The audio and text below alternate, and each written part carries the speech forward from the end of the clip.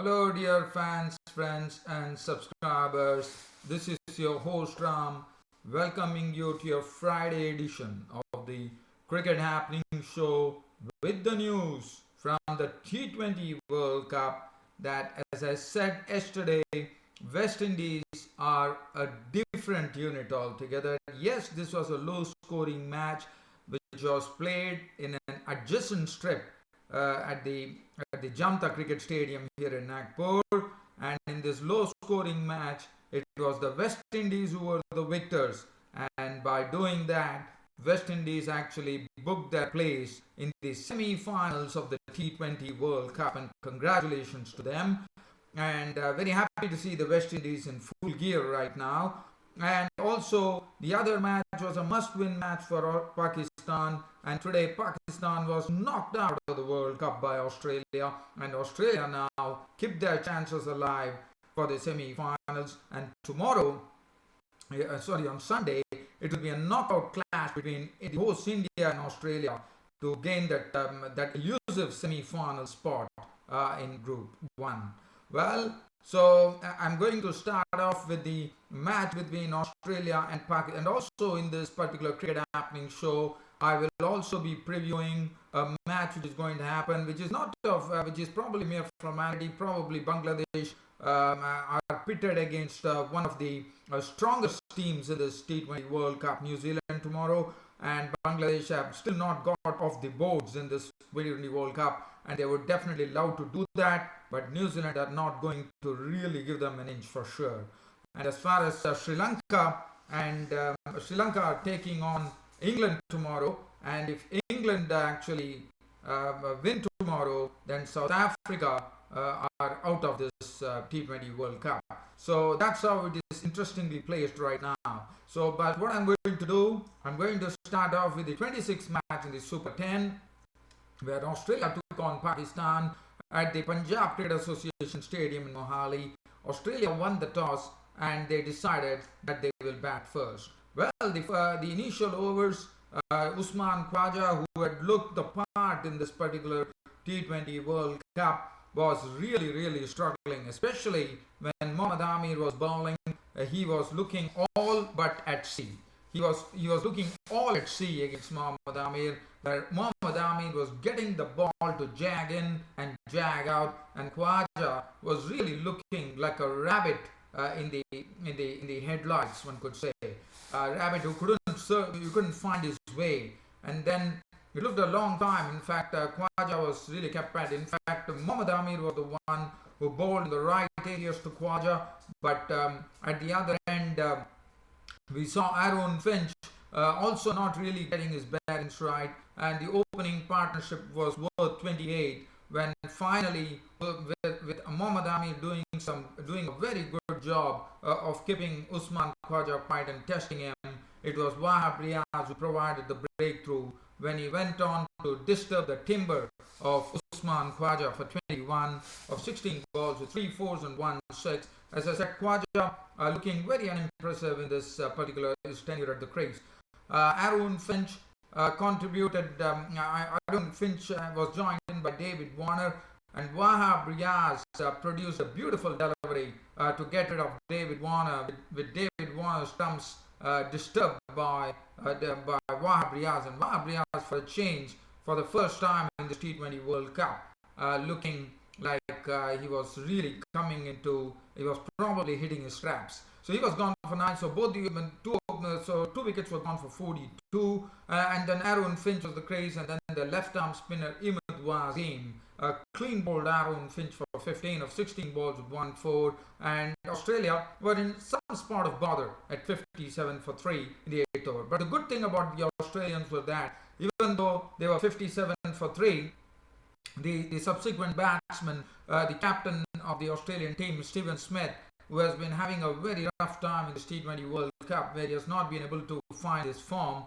today definitely hit the form at the right moment, and he was given company by Glenn Maxwell. Glenn Maxwell playing some reverse sweep shots, and one of the stroke that stood out was an offside I think it was of the bowling. I think it was of the spinner, I suppose, Maxwell hitting a six, a very, very firm offside shot, and he actually held his pose. And Stephen Smith was meaning business right from the word go. He started hitting a lot of boundaries. He was fighting, and what was about Stephen Smith was that he was taking his guard outside the off stump, and even though the Wahab Riaz was actually following him, well, it didn't matter. Stephen Smith, with his deft wrist, could maneuver the ball into the onside regions for fours, and this innings was really getting along. As I said, even though they were 57 for 3, the run rate was really kept up by both Glenn Maxwell and Stephen Smith, as this partnership actually put on 62 very good runs and took it to the 14th over, when finally we saw the ouster of Glenn Maxwell, when Maxwell was consumed by Imad Wasim. A very good catch taken by Ahmed Shahzad, out for 30 of 18 deliveries, 3 fours and 1 6, and in walked in Shane Watson, who was playing his last international fixture, in the sense, as you know, he's going to be retiring after the T20 World Cup. And as I said yesterday, watch out for Shane Watson, because Shane Watson, especially considering that he's coming to his end of his international career, he might really get things going. Yes, he definitely did. His entry had heralded a flurry of boundaries and sixes, as towards the end it was Stephen Smith and Shane Watson looting 58 runs of the Pakistani pace bowlers, and to finish at 193 for 4, with Shane Watson batting magnificently to score an unbeaten 44 of just 21 deliveries, with 4 fours and 3 sixes. And this partnership was pretty good. It was a pretty sharp partnership from them, which took the score onto 1 to 0. It was a 74-run unbeaten partnership in 7 runs. So basically they kept a clip 10 runs per over, and Australia finished on a strong 193 for 4 of their 20 overs. Stephen Smith was not out on 61 of 43 deliveries, 7 fours, and Shane Watson was not out on 44 of 21 balls, with 4 fours and 3 sixes, really showing some magnificent hitting. Mohammad Amir was costly. 4 overs went for 39. Sami was the most costliest, where Shane Watson went after him big time by hammering him into the pickets and over the wickets. 4 overs, no maiden, none for 53. Wahab Riaz, for a change in the T20 World Cup for the first time, looking the part. 4 overs, 2 for 35. Shahid Afridi, I thought he did a good job. 4 overs for 27. Imad Wasim also did a good job. 4 overs, no maiden, 2 for 31. Now it was a turn for Pakistan to actually chase and get 194 runs for victory. Today, as I said yesterday in my preview, they got Josh Hazlewood in, which was a very good choice according to me. And look at his bowling figures. He really kept the ball up to the mark. Well, it all started with Shahid Khan slashing the balls for boundaries. He started off in that belligerent way that he did against in the previous match. I thought it was against New Zealand, if I'm not wrong. And Shahid Khan was slashing boundaries through the offside, and he was really looking very good. But then Josh Hazlewood was the one who actually provided them the breakthrough by forcing Ahmed Shahzad to miss a shot, but by Kuldanal of the bowling of Hazlewood for 1. So that was the first wicket for Pakistan. They were 20 for 1, but Shahid Khan was smashing boundaries at the time. He was dealing in boundaries, but then James Faulkner uprooted the stumps of Shahid Khan, going for another big shot. He was gone 30 of 90 deliveries, 6 fours, very well hit, and Shahid Khan, both the openers, are back in the hut with the score on 40 for 2 in the 6th over. Khalid Latif walked in. Now Khalid Latif walked in, and he was joined in by Umar Akmal. Umar Akmal was looking good, but Khalid Latif was a bit slow off the blocks. He was, one could understand that, because Pakistan had lost 2 wickets, and Khalid Latif was kept quiet by the bowlers James Faulkner and also by Shane Watson and Adam Zampa too. But then Umar Akmal, who was looking good, stroking the ball sweetly, was the next victim, as Adam Zampa, the leg spinner, clean bowled Umar Akmal for 32 of 20 deliveries, 3 fours and 1 6, which made it 85 for 3 in the 11th over. Shahid Afridi walked in, and as is his wont, he clouted Adam Zampa for 2 sixes, and that was it for Shahid Afridi.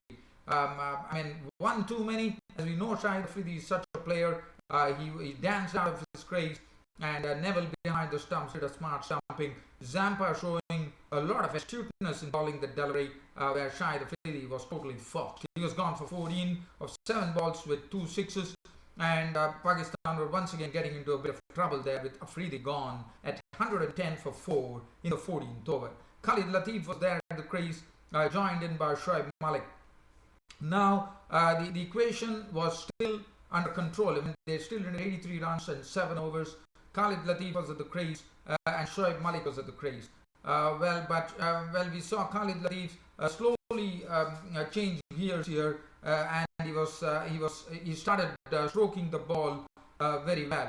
As that was happening, Shoaib Malik was also doing a good job there, and slowly this partnership was slowly getting things going. But again, not at the pace that Pakistan would have required. As in 4 overs, they added 37 runs, which was almost like almost 9 runs per over they were going. But then finally the pressure started building, and with more runs required, the pressure really started building on the Pakistanis. And Khalid Latif, after making 46 of 41 deliveries with 4 fours and 1 6, was gone as James Faulkner found the stumps of Khalid Latif. He was gone for 46.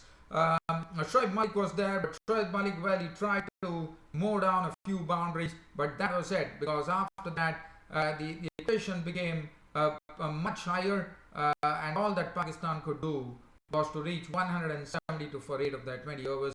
Wasim was not out on the knot. Sarfraz Ahmed for 2, Wahab Riaz for naught, and all the wickets were taken by Faulkner, and and Pakistan knocked out of the T20 World Cup, and Australia keeping their hopes alive for the semi-final spot. 172 for 8 was the final score, so Pakistan actually losing this match to the Australians by 21 runs. As far as the bowling figures were concerned, Josh Hazlewood, I was very happy to see Josh Hazlewood come in and make his bowling really count. 4 overs, no maiden, 1 for 26. Nathan Coulter-Nile was a bit costly. 4 overs, went for 45. James Faulkner got his first T20 5-wicket haul, and getting a 5-wicket haul in T20 cricket is something which is like absolute gold. It's a maiden T20 farm. This is the first player from the Australian, as far as the Australian bowling group is concerned, to have got a 5-4 in a T20, and that is absolutely admirable. And it was absolutely no wonder that James Faulkner walked away with the player of the match. 4 overs, no maiden, 27 runs, and he picked up 5 wickets.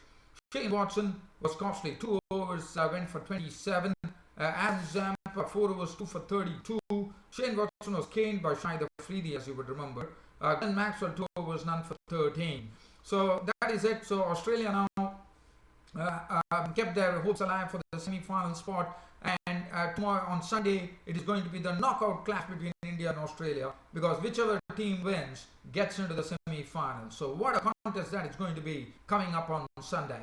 Now, the next match that I'm going to talk about is the match between the Calypso Charmers, West Indies versus South Africa. This was played at the Vidarbha Cricket Association Stadium in Nagpur. And you know, Nagpur was the first match we played where the host India were humbled by New Zealand on a very, very sharp turning track. And today it was played on an adjacent pitch, and one was really looking forward to see as to how this pitch would behave. Well, this pitch was low, this pitch was slow, and this pitch was also making batting difficult. I mean, even the ball was not coming onto the bat, and one has to really bide their time, play the ball late, I would say. So let's see what happened. So it was the West Indians actually. Darren Sammy winning the toss, and looking at the pitch, he decided that he would insert the Proteas to bat first. So South Africa walked into bat first, and they were in immediate trouble on the third ball of the over, as it was the wicket. It was a sort of a misjudgment, I would say, because Quinton de Kock had actually pushed the ball into the covers, and he actually called Hashim Amla for a single. Then it was a start-stop situation. Russell was into the ball with the ball in a flash, and it was all over. Hashim Amla, before he could make the dive, it was all over. Hashim Amla was walking back to the pavilion, run out for one. So that was wicket number one for the South Africans. Quinton de Kock, as he has been doing well in this World Cup, continued to play, but I thought the West Indian bowlers were doing a good job. Badri and Russell were doing a decent job there, but well, it was a surprise. And then we saw the next wicket go was Fab du Plessis when Russell came in, and what a brilliant catch taken by Suleiman Ben. In fact, du Plessis was probably thought he has sent the ball in a very nice manner, but Suleiman Ben, even though he was falling to his one of his sides, he managed to cling on. So he was gone, and it was 13 for 2 as Really Rozu was selected today, walked in to join Quinton de Kock. Was looking good, but again Quinton de Kock was not, as I said, it was not easy to time the ball on this Jamta Stadium on this pitch in Nagpur. It was not so easy, and he had the players had to really bide their time, and Quinton de Kock was doing that. But Quinton de Kock, to his standards, I would say, he played a nice knock. And then we saw Really Rozu come in, and in fact Darren Sammy bringing in Chris Gayle to bowl, and Chris Gayle responded in the fashion that his captain wanted, as he picked up Really Rozu for not of 2 balls, and he also sent back David Miller by clean bowling him, and Gayle was a surprise packet there, and it was a good move according to me by West Indian captain Darren Sammy, which paid rich dividends. And after that, it was very tough going for the South Africans. They started losing wickets at regular intervals, and Quinton de Kock was the 6th man to go, but not before making a good 47 or 46 balls with 3 4s and 1 6 before being castled by Andre Russell. And then David Miller, as I said, was gone, and then David Wiese was the one who actually got South Africa to a respectable total of 122 when he made 28 of 26 balls with 2 4s. But A.B. de Villiers was a big wicket for the West Indians, as Dwayne Bravo who actually got a ball which A.B. de Villiers actually trying to flick the ball, got an inside edge onto the stumps, and there was some great celebration. In fact, we saw some real calypso celebration going on, especially we seeing Chris Gayle and Dwayne Bravo celebrating with lots of gusto, dancing and a lot of other things happening. Morris was not out on 16 of 17 balls with 2 4s. Fungiso was run out for 4, and South Africa finishing on 122 for 4, and one could say it was a par score on this particular pitch. Well, now the bowling, Badri 3 overs, none for 22. Andre Russell 4 overs, 2 for 28, bowled well today. And Chris Gayle, as I said, was a surprise packet. 3 overs, 2 for 17, took 2 good wickets. Brathwaite 2 overs, none for 11. Suleiman Ben 4 overs, none for 20, also did his job pretty well. And Darren Bravo taking a very big wicket of that of A.B. de Villiers, 4 overs, no made, and 2 for 20. So West Indies had done the job, and now it was the West Indies' turn to chase 123 for wicket. And let's see what happened here. For West Indies, it started off definitely the first over, which was bowled by Kagiso Rabada, started off in a flash as Chris Gayle smashed him for a boundary of the first delivery. But after that, Kagiso Rabada was absolutely quick. In fact, he found the stumps of Chris Gayle as Rabada bowled a good delivery which hit the stumps of Gayle, and a very big wicket for South Africa, with Gayle gone, bowled Rabada for 4, which was 5 for 1. Andre Fletcher got into a real tangle with Johnson Charles there, which resulted in Andre Fletcher being run out for 11, coming in as 1 drop, 11 of 11 deliveries, 1 4. So 34 for 2 in the 6th over. Johnson Charles tried to stay there. He was trying to play the role that Quinton de Kock was playing for South Africa. But then Wiese took his wicket out for 32 of 35 balls with 2 4s and 1 6. And then suddenly we saw, once Charles was gone, we suddenly saw that the West Indian innings also started going in the same vein as the South African innings, as Dwayne Bravo was dismissed by the left-arm spinner Aaron Fungiso, coming